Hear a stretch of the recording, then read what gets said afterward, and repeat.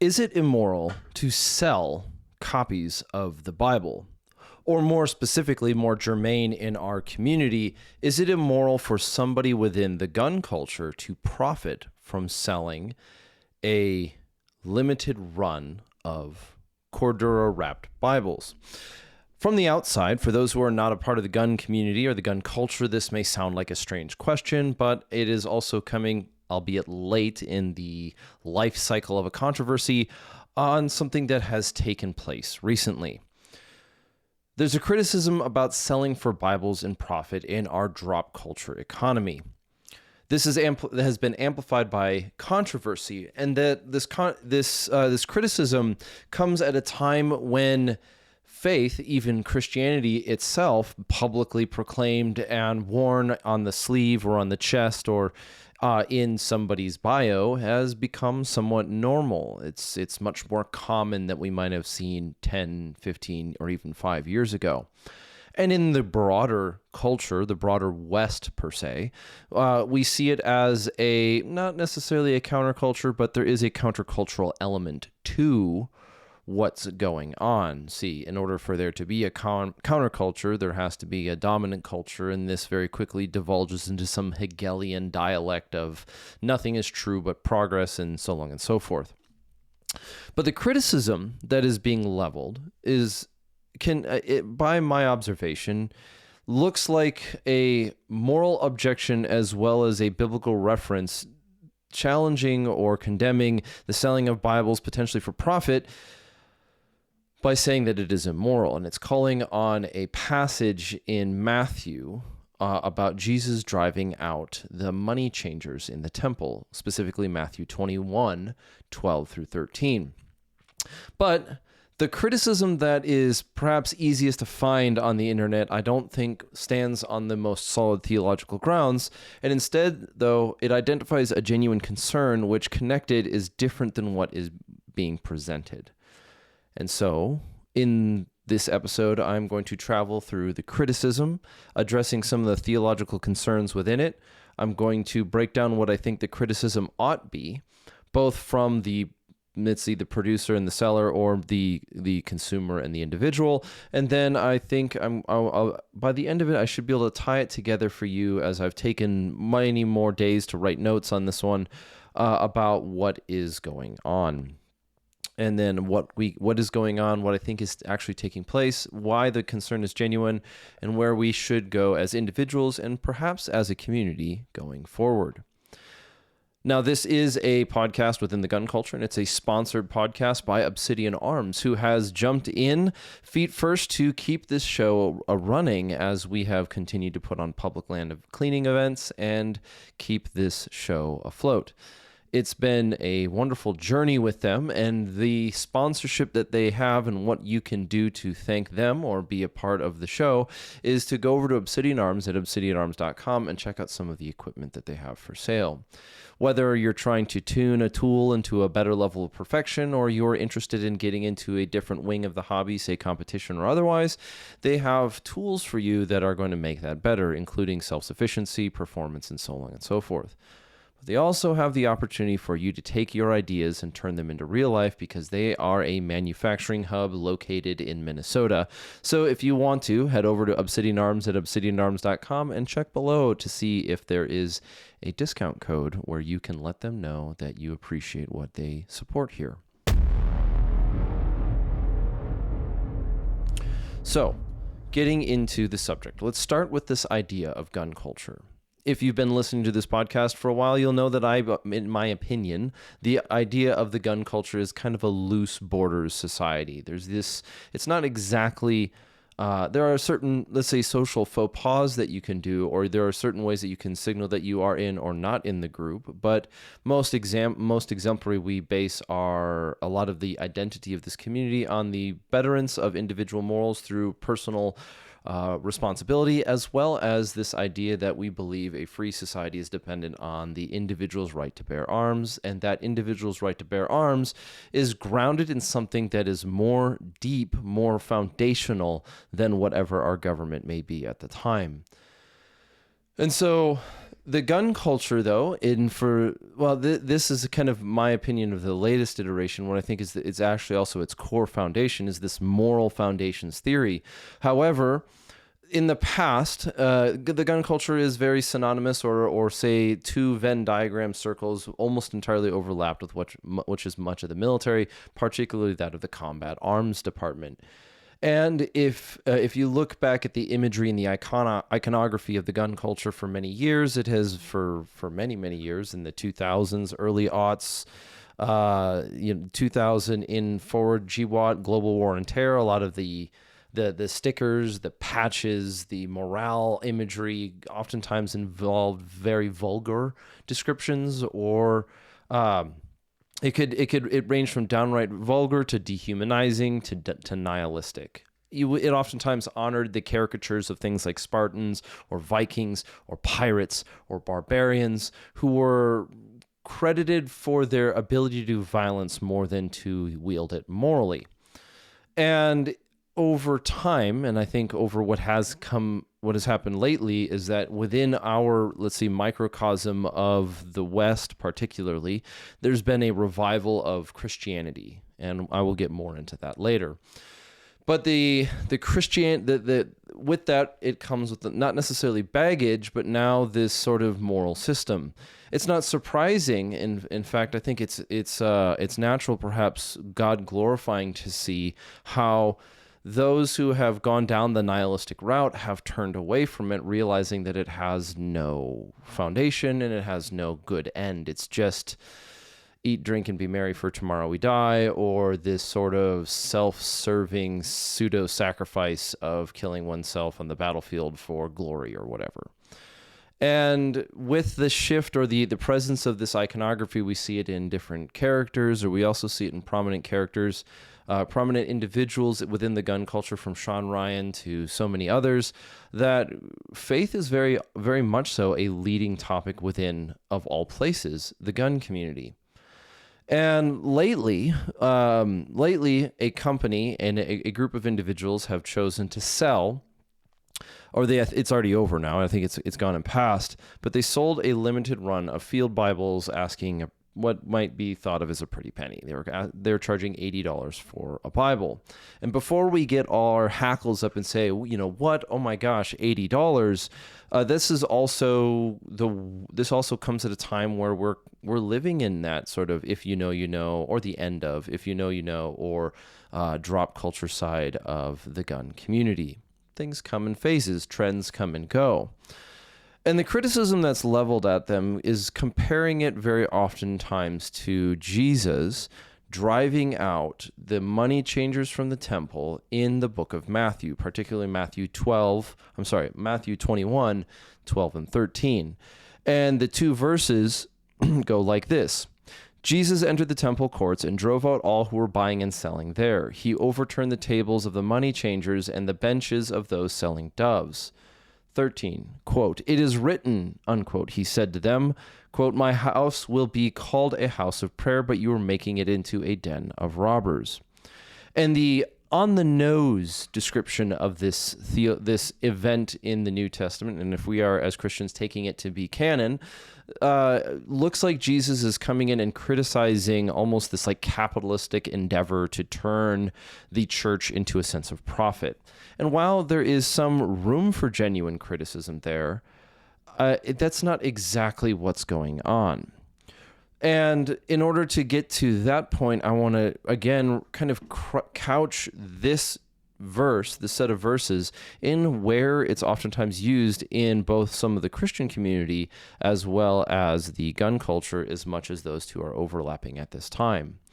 For years now, at least 10, maybe 20, I mean, there are books about Christianity and masculinity, which oftentimes draws on these two verses to show that Jesus wasn't just a nice guy. He wasn't some simple moral arbiter. He had a capacity for righteous anger as well as healing the sick.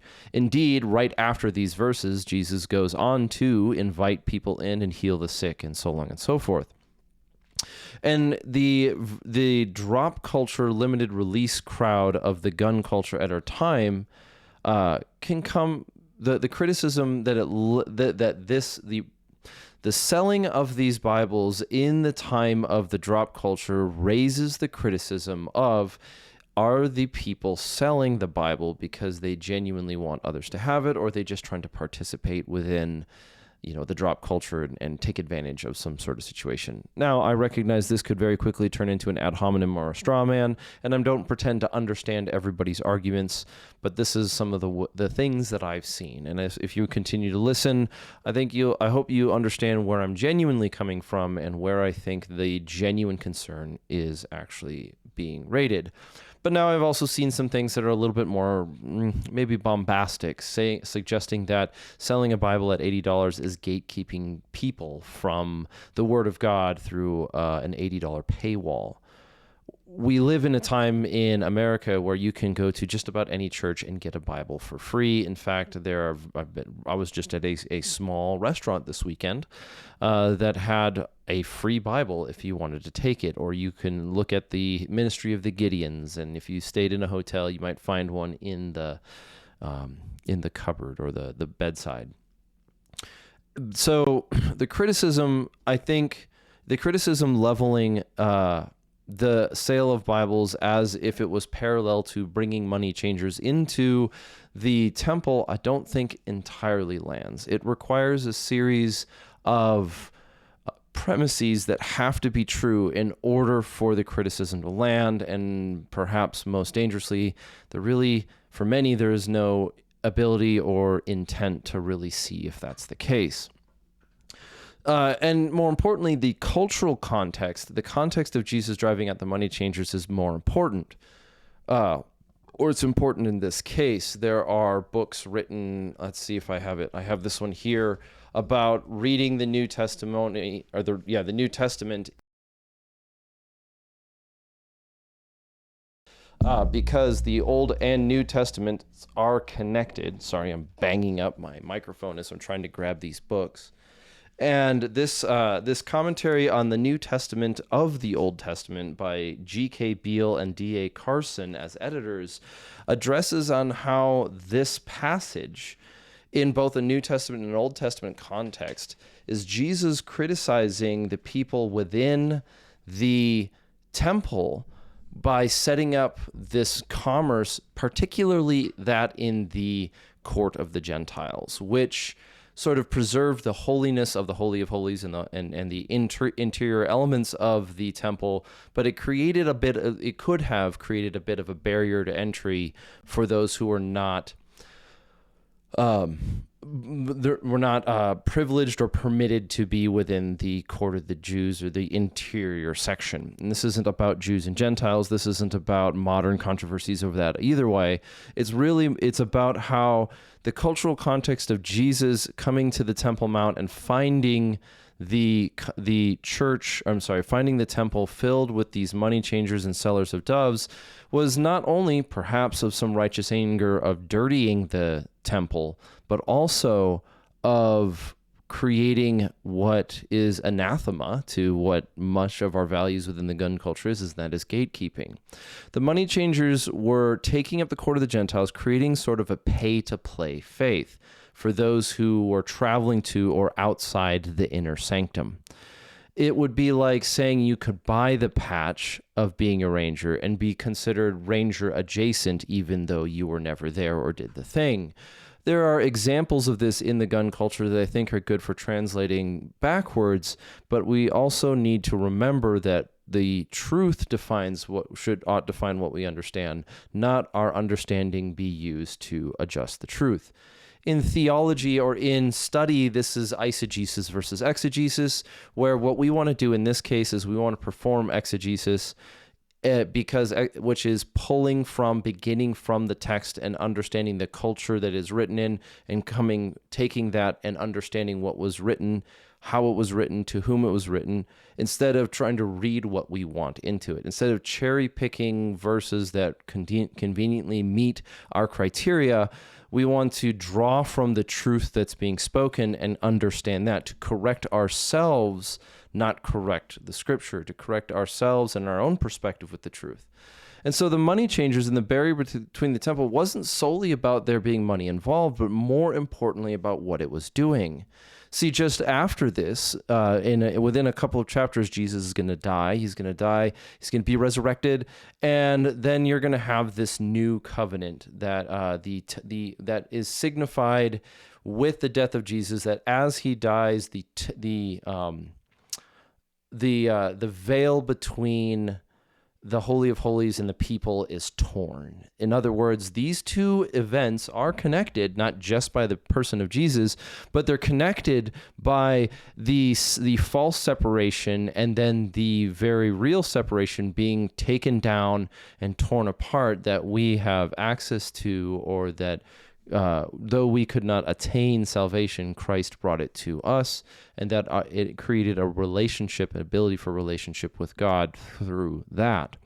And so the criticism that merely selling a Bible to that would be introducing the criticism that selling a Bible would be introducing money changers into the church, if you're going to stick to just that story, would be related to what would also have to require of some semblance of, if you don't have the $80 version, you're not allowed to be a part.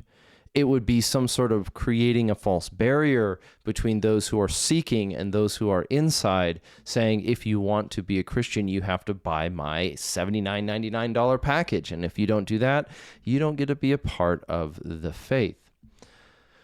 That doesn't mean, though, and I'm not going to say that I don't think there's some criticism to be delivered. And I think there is some criticism that lands. Later in the gospel, after the gospels in Paul's epistles, he talks about not causing your brother to stumble. And the context and the layer upon which that is written is Paul is talking to those who have been in the faith for some time, and how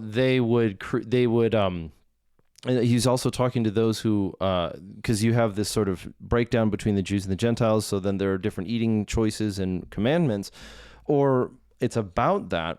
And Paul is being very critical about this, and he's let me pull it up even. He's,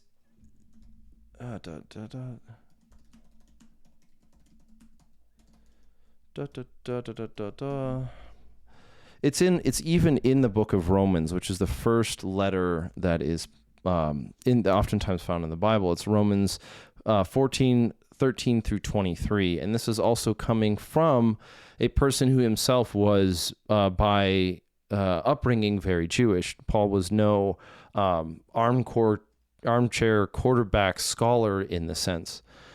And I think the criticism and how this applies within our realm, and this call to not causing your brother to stumble, don't put things in front of your friends that make them, or don't put things in front of other brothers or other people within the faith that cause them to go astray. There's plenty of warnings in the New Testament against being a false teacher and false teachers. But even within this context, even within the context of the gun culture, I think an example of preying on an example of causing a brother to stumble or causing other Christians to stumble would be to be preying on the financially undisciplined. Is the person selling the Bible, or the people selling the Bibles, are they taking advantage of the urgency of drop culture to make a profit off the Bible? And it seems by all their statements they aren't, but I'm not getting into that controversy because this is not the only time this is going to happen. This will come up again. Rather, and in order to point that out, I want to make sure it's couched within the context of drop culture. Now, drop culture, this way that we've seen it explode across the gun culture, whether it's through brands or sort of the similarities to skate culture, the exclusivity, the if you know mentality, this sort of coded language, not even coded language, concealed language, let's use that one, that uses subtlety to identify or maybe catch somebody's attention. In its worst light, drop culture has been a get-rich-quick scheme. We've seen brands, companies explode onto the scene seemingly out of nowhere and gaining hundreds of thousands of followers and selling millions of t-shirts or making large amounts of money in very, very small amounts of time. And oftentimes that is the allure that calls people in. Individuals, in the criticism that looks like here is individuals are putting in minimal to no effort in printing a product that is meant to be consumed, selling more on urgency and hijacking a sense of belonging in order to have the current thing. In other words, the worst side of gun culture is this consumeristic approach to prey on others' desire for belonging and a sense of urgency. Preying on others' sense of urgency is not a new criticism within the gun culture, but the sense of belonging is much more germane to the millennial generation.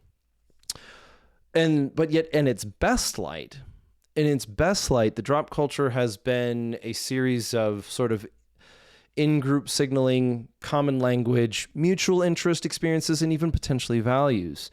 Many have found their friends, connecting genuinely, and built small communities in an already saturated environment. So gun culture, or the drop culture section, or the drop marketing section of gun culture, has its pros and its cons, its worst light and its best light. Just as there have been many who have found their tribe of sorts, to use dated language, so have others tried to prey on that sense of searching for tribe, and this is nothing new within the arena of the manosphere. And it's kind of funny, too, how simple it is. There's a genuine problem in someone selling snake oil, in the sense of selling a fake sense of community in order to hijack the urgency and, say, the isolation of so many of its consumers. So I think the criticism ought to be that if the sale is being predicated on gatekeeping, or with the intent of gatekeeping, or it is gatekeeping, or perhaps more humbly, if those who are in the process of selling are doing so trying to prey on that urgency, then I think the criticism lands. But that creates a problem, because how is somebody supposed to know that from so far away without being subject to their suspicions taking control of, or creating sort of a bias confirmation effect here? And so in the rest of this episode, I want to answer two questions. I want to focus on, first, what I think is going on and its historical context for us within our lives, as well as what we can do about it, or ought do, going forward. I'll return to something that I said earlier. The gun culture, by its nature, has undefined borders, and in recent history has seen a genuine shift away from the pagan, the nihilistic, and the, pornographic. The gun bunny is no longer the kind of main thing anymore. When people decide that's their career, they lose a large portion of the community just by nature of going down that road.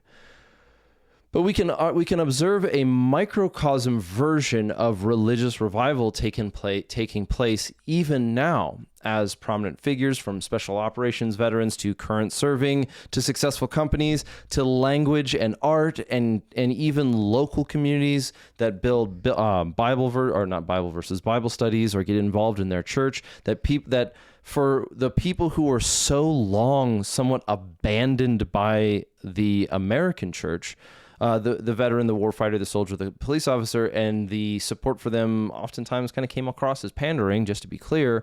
Suddenly those people are finding their way back into the church after years of being away. The special operations community is known, or is rife with, certain social norms that are not only a counter or opposite of Christian morals, but are destructive ways of living, whether it's alcoholism or cheating on your wife or so on and so forth.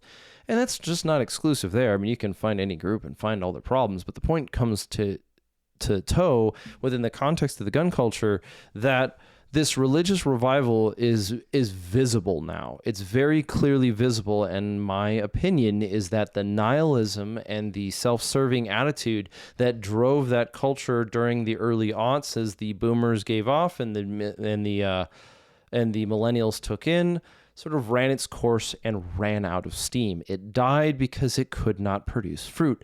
And men and women, but men were faced with that challenge to either indulge deeper into the nihilism or seek after something that is right and true and good, something that is genuine, something that happens to be the gospel, the truth of the death and resurrection of Jesus Christ and salvation.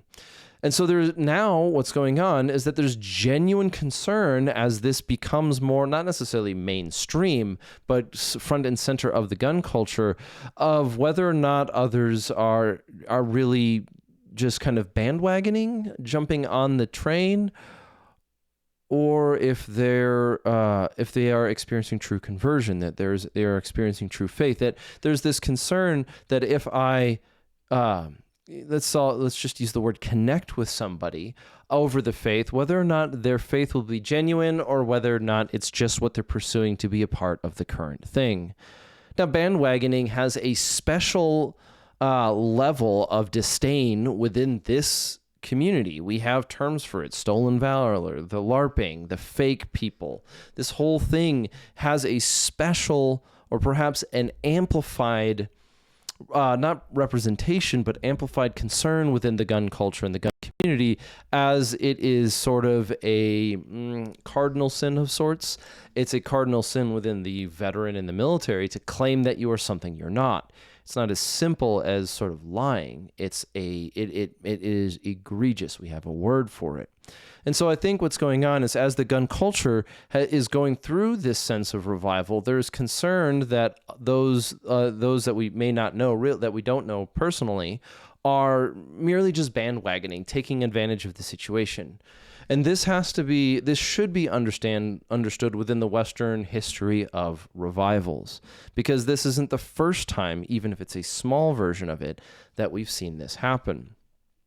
There are a number of revivals that have been so substantial in American history that they had names: the First Great Awakening, the Second Awakening, or the Big Tent revivals, and most recently Billy Graham's Stadium revivals. And if we were to look back through history at them, they kind of have a pattern. There's a buildup, a mass market appeal, and then a decline and departure. But if we were to simply reduce that into some pattern building, we would miss something. We'd miss the good that comes out of them. Like, there is the writings of Billy Graham. There were the writings and the theology of Jonathan Edwards. And even though the Big Tent revivals brought in and centered oftentimes on almost mass hysteria, or even just mass...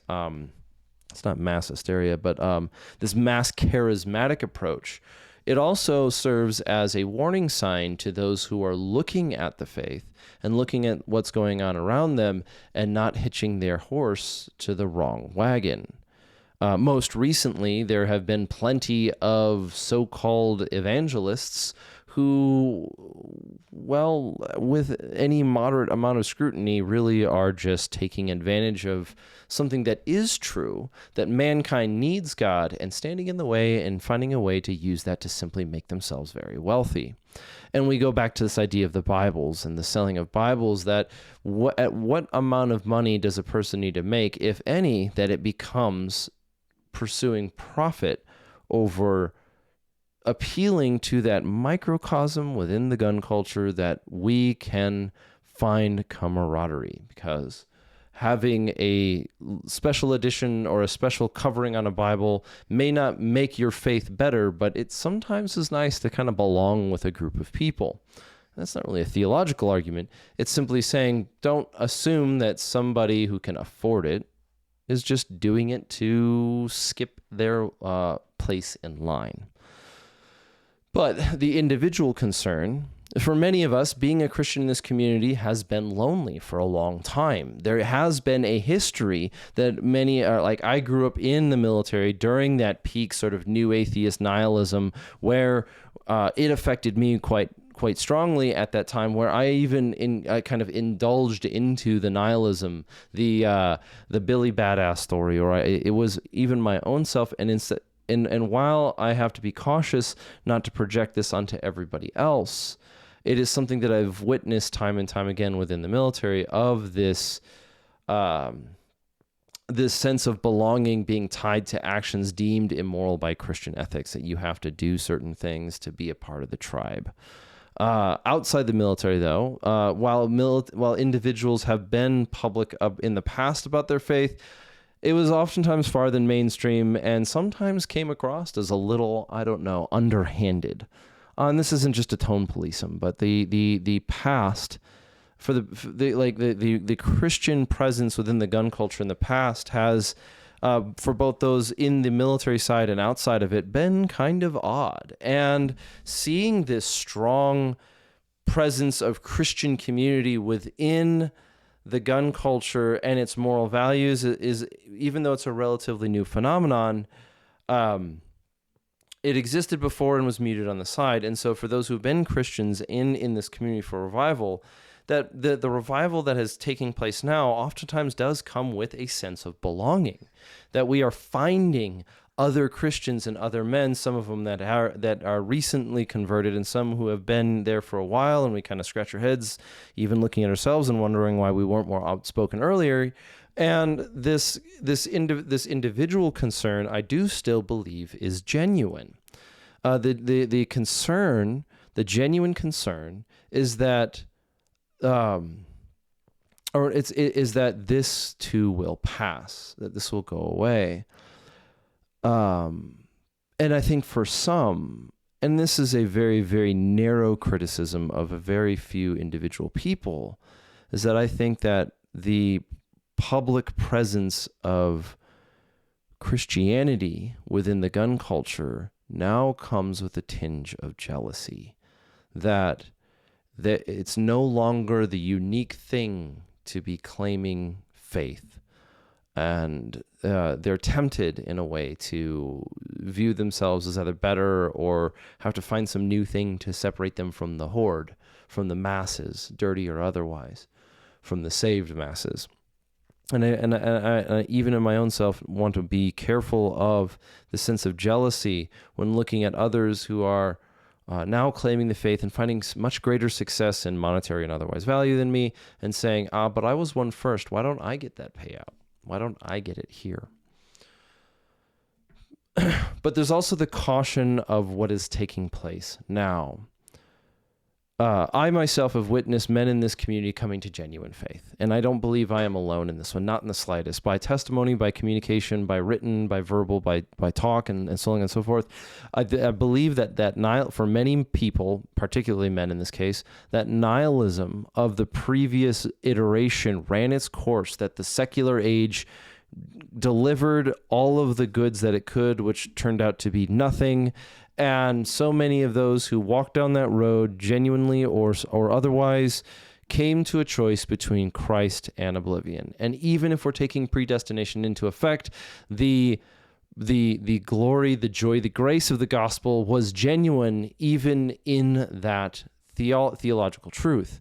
In this case, the salvation that came through the gospel, that came through the death and resurrection of Jesus Christ, was not only known, but felt. It was genuine. There's a difference between who I was before and who I am now. I now have a sense of, before I was simply serving my own pleasures, which I came to understand were nothing but some sort of self-serving attitude. And now I have something greater to live for, and thank goodness at this time, there are others that I can come beside and they can lift one another's up.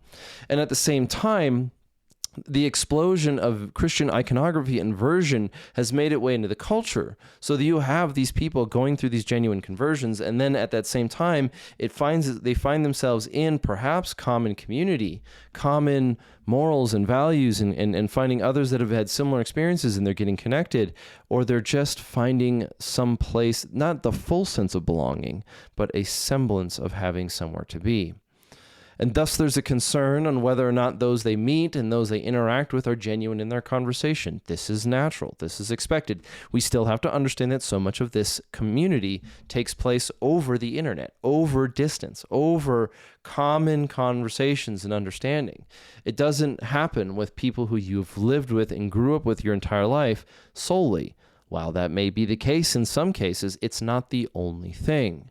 And there's a concern that people are bandwagoning on the current thing, and they don't want their faith to be turned into a grunt style equivalent. And for those who are not aware of that reference, many if you look at the kind of vet bro, the bro vet or whatever it is now, the veteran community in 2012 and 2013, there was a sort of revival, to use a parallel of that term, within the veteran community, where they embraced their common language and got together, and they started creating apparel, clothing, and then there's this kind of Black Rifle Coffee experience.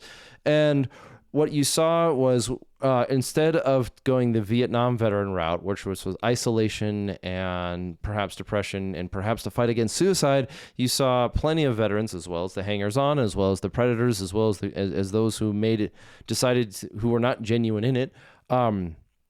And then there was this idea of it kind of cheapened. In other words, there was this new thing. Oh, there was no veteran brand apparel before that was really speaking to the current generation, whether it was in the nihilism or in the sort of not sacrosanct, but unscrupulous is not the word. Whatever, it was what it was. And so, but what was once new became mass market, became mass printed, became something that now no one really wants to be seen a part of. Well, not no one, but a vast example. Just if for those who are inside the culture, just take the context of a person wearing a grunt style t-shirt standing next to a person wearing a forward observations t-shirt, and ask yourself what they are thinking about each other, or what you might suspect they are. And no one wants the faith to be turned into the kind of the grunt style thing. No one wants this genuine faith element within the gun community to be turned to merely a branding opportunity to make a bunch of money for a very few people who in turn may not actually care about what you think or believe or what is good for the community at all. There's a fear that if others' expression, but I think even deeper than that, there's a fear that if others' expressions of Christianity is merely based on profit, it might cheapen or corrupt their own experiences and undermine the faith. Perhaps even more personally, that if somebody over there, who I don't know and I don't have any connection with, is merely selling the thing, in order to be a part of the thing, I will have to pay the price for it, which unfortunately within this community oftentimes happens, where the perpetrator gets away with it and somebody else has to bear the weight of it. But I think there's also, finally, I think there's a fear of what comes next. If right now the revival is in full swing, there is no way of knowing if or how long it will last. Progress gained will become progress lost. Historically, after a revival has burned out or burned its way through for its generation, its time, or when the persecution follows, many abandon the faith. And this is the most recent example might be that of the Billy Graham revivals, where one statistic I remember reading was something about 5% of the millions of people who attended the Billy Graham rallies actually continued on afterwards.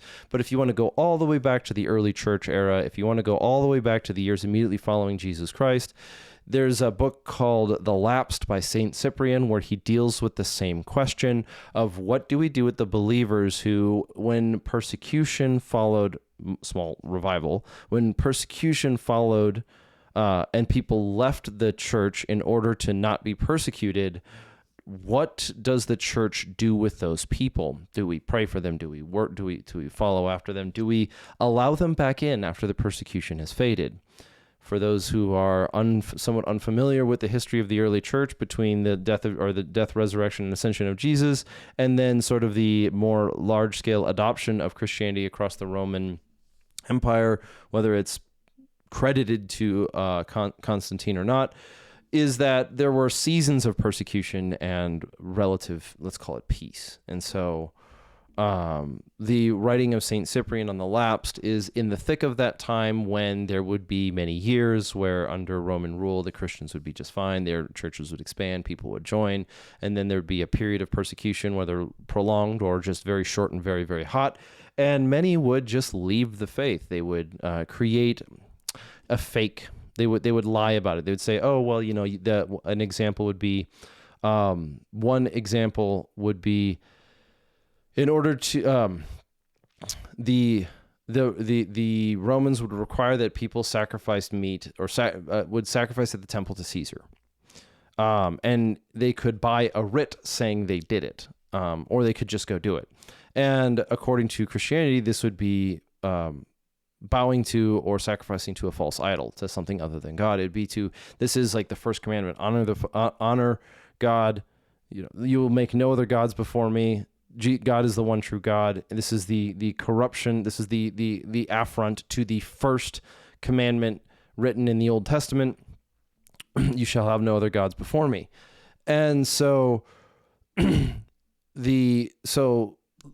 Cyprian dealt with some Christians some people would call themselves Christians, would buy a writ of paper saying they did it, and being able to use that as hey, I did the thing, even though they didn't. And is that considered acceptable because you're lying and you're sort of you're not staying true to the faith? Or others would just, make the sacrifice saying it's not real anyway, so who cares? And then others would leave the church completely, and they would possibly come back after the persecution had left. They would abandon the faith and act like the pagans or the Romans, only to come back to the faith when it was now more convenient.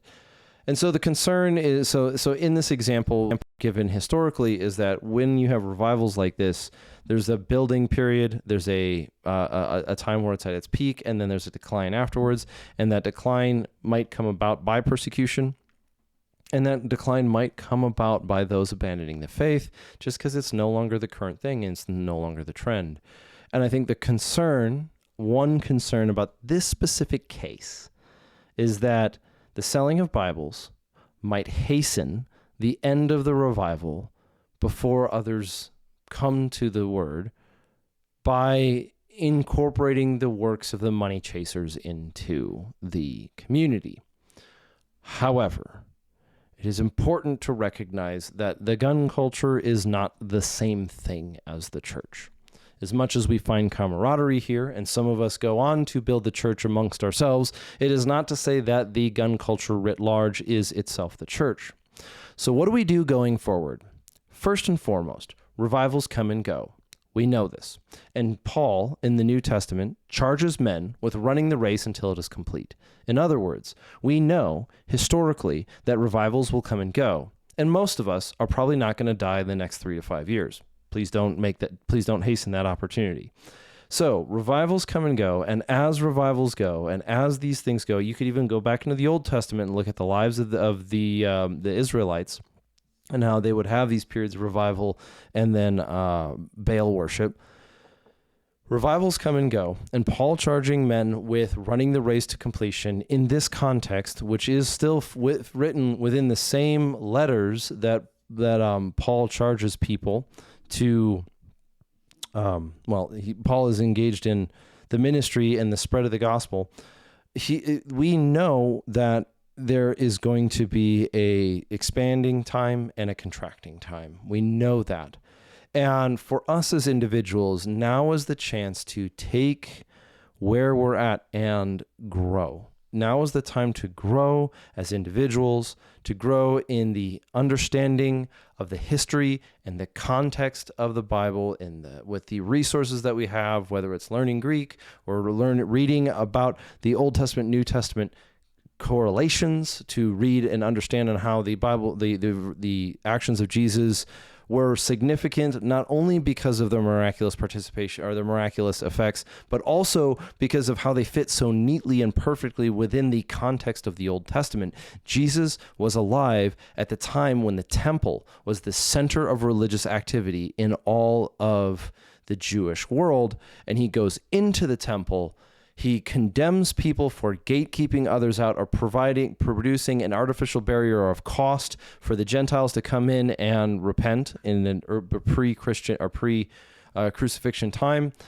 That there's this barrier to entry, this gatekeeping of sorts. He condemns it. Then he goes on to heal the sick. Then he goes on to die on the cross, be resurrected. And when he dies, the veil is torn, making that opportunity open for everybody. And so the equivalent of selling a Bible to the only way to equivocate selling the Bible to this historical and cultural context of Jesus entering the temple in Matthew 21, 12, and 13 is to imply that someone is creating a barrier to entry to keep others out not to concern themselves, not to just like concern themselves about faith, even though we can find another knot and layer there, is that the context of the criticism requires that the accusation is somebody creating a barrier to entry to keep others out from the faith. And and this is the time, as the revival is here and now and growing, we can find this literature, we can spend time reading it, we can spend time in community, you can seek after others and not be condemned or not be confined to the cowardice of isolation, and find others that you can build your community with, whether they're your neighbors or your own church. You can reintegrate, we can be a part of this, and knowing that not everyone is going to stay through. Knowing that not everyone is going to continue to run the race, but our primary concern is to keep our eyes on the gospel and our eyes on the prize, which is, a really annoying phrase, but I digress. And what comes in this historical context, if we understand what came before Jesus building the cord and chasing out the money changers, what happened during that and why it was significant, and what came after that with his death and resurrection, the tearing of the veil and the proliferation of the gospel across the world, then we have some rooted foundation to set ourselves in. This is an opportunity, perhaps a sign, to dig deeper into the historical and cultural context of Scripture and not to be like the weak and let your faith fall in decline when it is no longer in vogue. And finally, within the context of gun culture, if we have relationship with people, we can call one another to greatness, being wary and preying on the stumbling of others. The subject of holding others accountable is a topic that has been a part of the gun culture for a long time, has been a part of the gun community for a long time. I'm just holding them accountable. You see this within the First Amendment language, the internet itself, where you have some complete stranger that is so-called holding somebody else accountable with no relationship or intent of following through, and they're unconcerned about the damage that they do along the way. It's not that we cannot hold each other accountable, or we should not hold each other accountable. It's that we should not let some sort of righteous, maybe even not righteous fervor, or even worse, a sense of self-righteousness dictate that, and thus creating a stumbling block for others. This is a double-sided criticism that just as one should not create a stumbling block for others in the things that we do, and as individuals, as leaders, as companies, but also as people within this community, we shouldn't also do it in the way that we aim our criticism at others.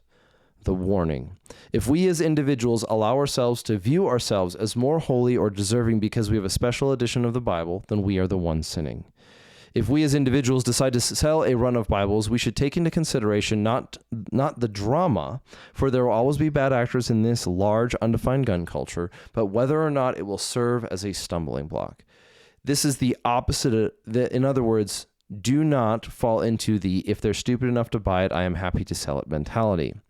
And finally, be ready that when others fall away from the faith, as the revival slows or ebbs, do not let it embitter you against the gospel, but rather be prepared, albeit with caution, to make way for those who have gone astray to rejoin the fold. There are two parables that take place also in the book of Matthew. And so if you haven't read the Bible, I suggest you read the book of Matthew. And one parable is the parable of the sower, which takes place in Matthew 13. And for those who grew up in the church, this is a familiar story. But the parable of the sower goes like, follows, I should just say read it. But the parable of the sower begins with, it's a story of a man sowing seeds, and the seed lands in different places. An example would be, A farmer, this is Jesus speaking. A farmer went out to sow his seed. As he was scattering the seed, some fell along the path, and the birds came up and ate it. Some fell on rocky places where it did not have much soil. It sprang up quickly, but because the soil was shallow. But when the sun came up, the plants were scorched. They withered because they had no root. Other seeds fell amongst the thorns, which grew up and choked the plants. And other seed fell on good soil, where it produced a crop 100, 60, or 30 times what was sown. Whoever has ears, let them hear. And this is the words of Jesus. And so, in the time of revival, some of the gospel, some of the words will fall amongst those who their faith will be choked out. Some will fail to have a foundation, and others will be stolen away by the birds. But some will grow and yield fruit. A second parable is that of the lost sheep, which takes place in Matthew 18, where a shepherd has a flock of 100 sheep. One goes astray, and he goes out to find it, and he is thankful, overjoyed when he finds that lost sheep. And as I close, and as this foray into this part of gun culture comes to an end, stand firm in the faith, even when others fall away. Seek after what is right and true and good, because it is right and true and good. And as always, go forth and conquer.